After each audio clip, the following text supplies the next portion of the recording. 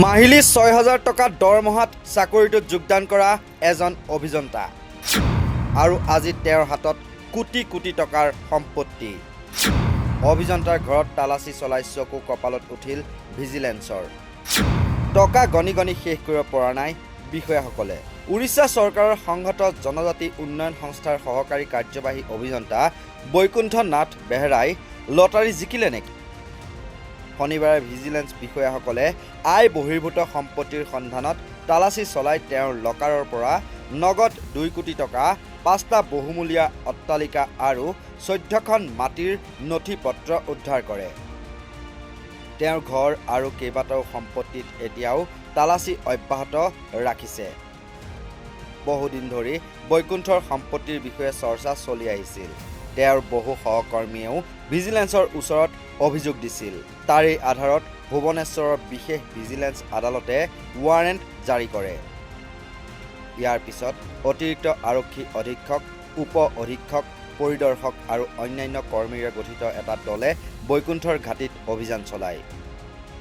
জাজপুৰ জিলাৰ চন্দ্ৰশেখৰপুৰ, শৈলাশ্ৰী বিহাৰ, কানন বিহাৰ, ধৰ্মশালাকে ধৰি তেওঁৰ চৰকাৰী বাসগৃহ আৰু কাৰ্যালয়কে ধৰি বালিগুৰা, বাৰীপদ ইত্যাদি মুঠ ৯টা স্থানত একেলগে তালাচী অভিযান আৰম্ভ কৰে আৰক্ষীয়ে। তদন্তকাৰীৰ দাবী, তালাচীৰ সময়ত বৈকুণ্ঠৰ ঘৰৰ পৰা নগদ ২,৬৬,০০০ টকা জব্দ কৰা হৈছে। একে সময়তে তেওঁৰ একাউণ্টত ২ কোটি টকা পোৱা গৈছে।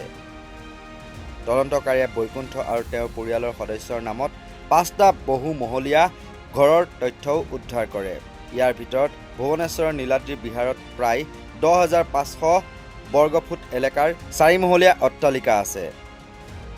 কেৱল সেয়াই নহয়, ভুৱনেশ্বৰ আৰু জাজপুৰত মুঠ ৪টা ঘৰ পোৱা গৈছে বুলি কোৱা হৈছে।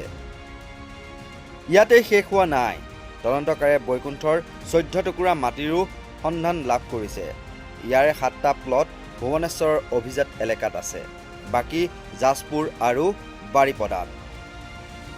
তদন্তকাৰীয়ে সোণৰ গহনা, ফিক্সড ডিপজিট, ডাকঘৰত সঞ্চয় আঁচনিৰ ধন, বিভিন্ন বিনিয়োগ আদিও উদ্ধাৰ কৰিছে। এই সকলোবোৰৰ মূল্য নিৰ্ণয়ৰ কাম চলি আছে। বিশেষজ্ঞসকলে মাটি আৰু সম্পত্তিৰ বৰ্তমানৰ বজাৰ মূল্যও পৰীক্ষা কৰি আছে।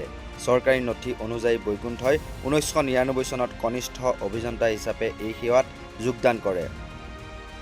তাৰ পিছত জনজাতি উন্নয়ন সংস্থা আৰু অভিযান্ত্ৰিক বিভাগৰ দায়িত্ব গ্ৰহণ কৰি চলিত বৰ্ষৰ আৰম্ভণিতে সহকাৰী কাৰ্যবাহী অভিযন্তা হয়।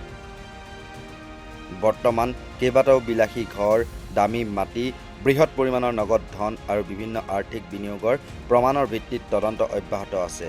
কিন্তু উদ্ধাৰ হোৱা সম্পত্তিৰ বজাৰ মূল্যৰ অনুসন্ধান আৰু নিৰ্ণয় কৰাৰ পিছতহে তেওঁৰ সম্পত্তিৰ প্ৰকৃত মূল্য জানিব পৰা যাব। নিউজ ডেস্কৰ ৰিপৰ্ট, নৰ্থ ইষ্ট নাও।